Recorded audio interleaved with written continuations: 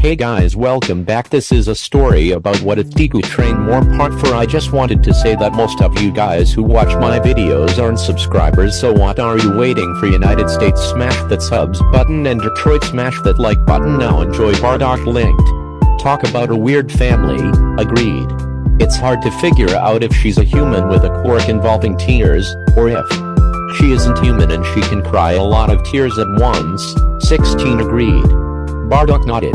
Aiko smiled. Izuku, she was speechless. She didn't know what to say. She was just so proud. And how did Izuku get a quirk? Did he always have a quirk, or did he somehow manifest one? She just cried and hugged her son, who was hugging back and crying with her. 21 smiled. Well, I think a party is in order. 21 announced. That would be a good idea, Aiko agreed as she wiped her tears away. But I'm kinda low on money, so it would have to be some small cupcakes probably, nothing big or special. Well, I could pay for some things. And it doesn't have to be today. We could do it during the weekend or something, 21 suggested. Okay, Aiko said with a slight nod. Izuku smiled at that. Thank you guys, Izuku said before he felt his phone vibrate and he pulled it out and saw text. His eyes widened. All Might, meet me at Dragon at 6 AM tomorrow. Izuku looked at Bardock, 16, and 21 and looked at the text. He smiled slightly as he looked back at them. Could we meet tomorrow at the beach at 6 AM? Chapter 5. From Deku to Bakugo. Enemies approach. Izuku ran up and hugged All Might, who was in his true form, which he wore baggy clothes so he could have something on instead of going into his true form and ripping his clothes. Wasn't his favorite part about first receiving one for all, but he overcame it. Young Midoriya. I'm sorry I hadn't answered your texts, or called you, but, well, the UA letter should have been key evidence of why I couldn't respond. All Might apologized. It's okay, All Might, Izuku said. But that was a surprise when you appeared on the projection. All Might chuckled. Well, no one expects All Might to just appear out of nowhere every day. Well, I do kinda appear out of nowhere, but still, Izuku simply smiled. Kid, is it time? Bardock telepathically asked Izuku. Sure, Izuku responded. He turned his attention back to All Might. Oh, and All Might, I found something that could potentially save your career as a hero. All Might was surprised. Really? Well, what? But we'd have to rip out your fake stomach, Izuku finished. All Might mumbled. Well, we could always find someone who could do it. Izuku rubbed the back of his head. Well, I already did. I've been training with them since the end of the entrance exam. They helped me control my quirk. Really? Huga? All Might gasped in pain as he felt a hand rip out his stomach from behind him. All Might, drink this quickly, Izuku said as he pulled out a small bottle of green liquid. All Might grabbed it and chugged it down quickly, and before he knew it, he felt his organs come back, but he also felt more stronger and energized. Young Midoriya. That was amazing. I feel good as new, All Might said. He turned around. Thank you for helping me. 16 looked at All Might and nodded. It is no problem. However, judging by the conversation you had with Izuku, and your low power level which rose exponentially, and your quirk levels being similar, with Izuku's being stronger though your quirks are turned off, you must be Izuku's father. All Might choked on his spit, and thankfully didn't cough up blood.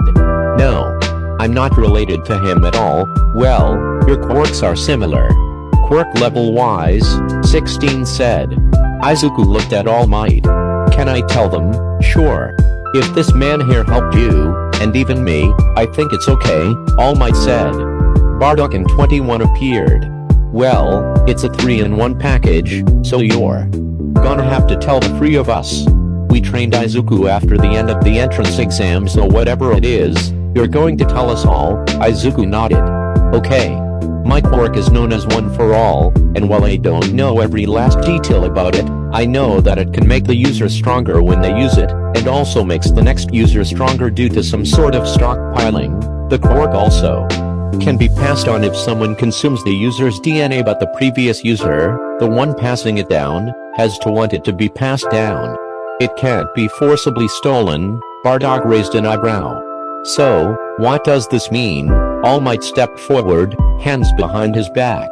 I'm the 8th user of One for All Might, but call me Toshinori Yagi, and what this means is that you all know our secrets. One for All is something that must be kept a secret, that is a must. Only people we can truly trust should know about it. Young Midoriya trusts you all, so I do too. 21 was curious. Wow, that is an interesting quirk. I've never heard of anything like it, and, wait a minute, she looked at All Might before realizing something and whispered into his ear something.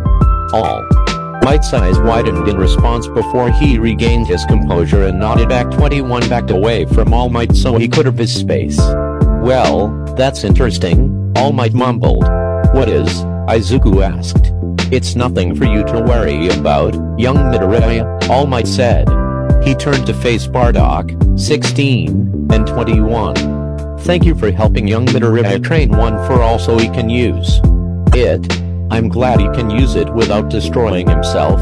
The kid had some problems, but I bet he would have learned to use it without harming himself eventually, Bardock said. That is true. I'm confident that he would have eventually, All Might said. Izuku smiled at how his two teachers got along. At least they weren't fighting. Bardock started flying. Well, I'm going to go train. I won't be back unless something important is happening. He then flew off, leaving the two androids and One for All bearers there. I suppose we should go as well, 21 said. She bowed to All Might. It was a pleasure to meet you, All Might. See you two later, she said. 21 and 16 then left by flying as well. Izuku watched his mentors leave and smiled as he looked at All Might. Then taught me a lot. I hope maybe you could learn a few things from them in your free time. All Might nodded. Well, I suppose we should get going to our own homes respectively so we can prepare for UA next week. While you might be a student, I'm going to be a teacher and I have more to prepare for, All Might said. Well, see you in a week, young Midoriya. Izuku smiled and nodded at his teacher as he left. See you in a week, All Might. A week later, Izuku. Did you remember to pack your handkerchief? Aiko asked Izuku as he packed his bag, as today was the day he'd get into UA and actually enter it as a student. So in a nutshell, a very exciting day. Yes, Mom, Izuku said as he tied his shoelaces. He got up and opened the door. Aiko began and got his attention before he left. You look so handsome in that uniform, Izuku blushed. Thank you, WL, I better get going. Why yes, you should, Aiko said before nodding as Izuku left. She smiled as a single tear went down her face. Jay, just don't end up like your father, like the madman he is, she then sighed as she knew that it's possible he could. After a train ride, Izuku walked up to UA and was in awe by how big it was. He'd only been here once and he still gets in awe by its size. As Izuku admired it, he eventually regained his awe and walked inside of UA, looking for his classroom. 1A, 1A, 1A, where's class 1A? Izuku mumbled to himself. Why didn't they give us first years a map or something? Eventually, Izuku managed to find a big door that led to his classroom. He estimated it was 15 feet tall in height at the very least. Wow, that's a big door, he said instinctively. Let's just hope Kaken or that glasses guy aren't here. With a quick deep breath meant to build a bit of confidence, he opened the door. Get your feet off the desk. That's disrespecting our predecessors who sat in these same desks, Glasses said to Katsuki Bakugo. Why the hell should I, Glasses? You want me to kill you? Bakugo replied. Kill me. Are you sure you're hero course material? Glasses questioned. And my name is Tenaya of Somei Academy. Somei? Oh, you're a damn elitist, Bakugo realized. No wonder why I wanna say fuck you. Izuku just observed the interaction between the two, surprised how he hadn't been noticed. He jinxed himself with that thought.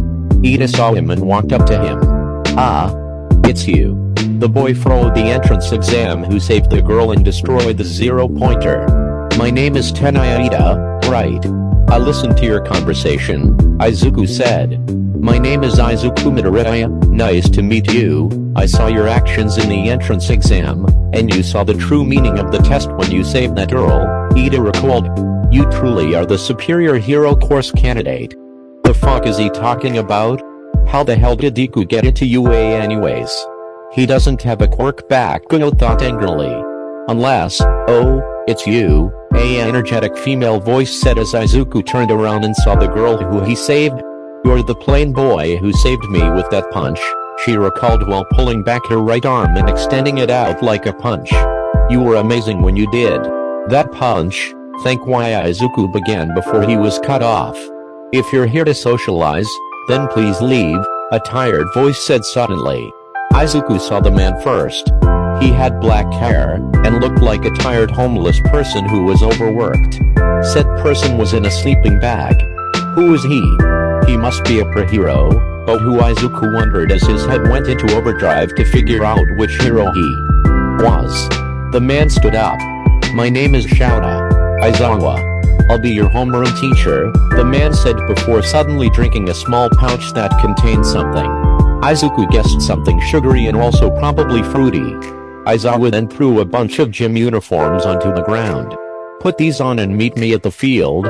He then left the class as all of them were confused. What, all of them, even Todoroki and Bakugo, questioned.